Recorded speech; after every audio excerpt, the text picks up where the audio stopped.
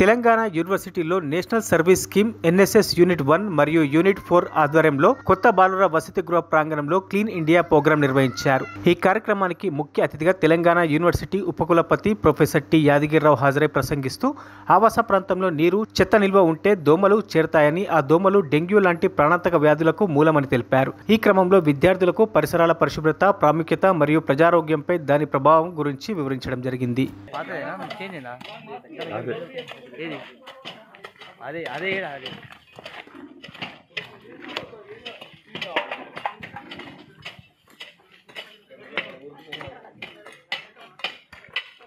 తీసుకుంటారు ఊర్లో పోయి కూడా తీసి అన్ని మొత్తం పెద్ద కావులు